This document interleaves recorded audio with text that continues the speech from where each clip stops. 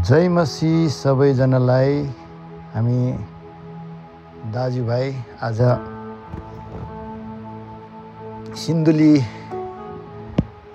बजारको अलि उता हामी ओएमको क्लास हुँदैछ अनि हामीलाई पनि 3 दिनको लागि त्यहाँ क्लास दिनलाई हामीलाई निमन्त्रण गर्नुभयो। हामी त्यसैले जाँदैछौँ। प्रार्थनाको लागि धन्यवाद अनि सहायताको लागि पनि धन्यवाद। सबै कुरामा प्रभुले आशीर्वाद दिनुभएको छ। प्रभुलाई धेरै धन्यवाद दिन चाहन्छु। अति नै राम्रो वातावरण अनि अति नै राम्रो ठाउँबाट हुँदै हामी जाँदैछौँ।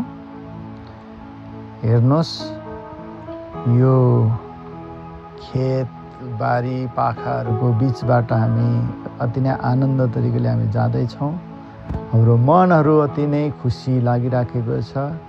संसारमा एउटै मात्रै कुराको कारणले गर्दा ठुलो आनन्द मिल्दो रहेछ, त्यो चाहिँ प्रभुको सेवा गर्न पाउनु हो। यो हामीले राजनीति गरेर चाहेर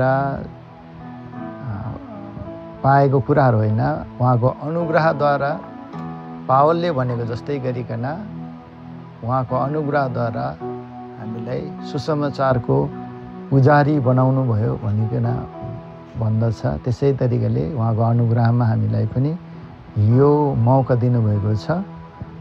हामी जाने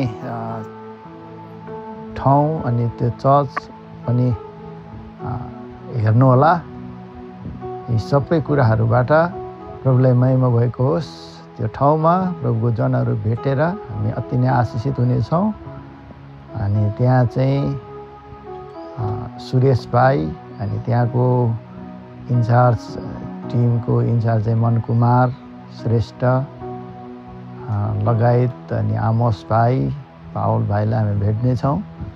अनि भयो भने हामी गढीहरू पनि घुम्नेछौँ, त्यो पनि तपाईँहरूलाई देखाउने कोसिस गर्नेछौँ। प्रभुलाई महिमा भएको छ।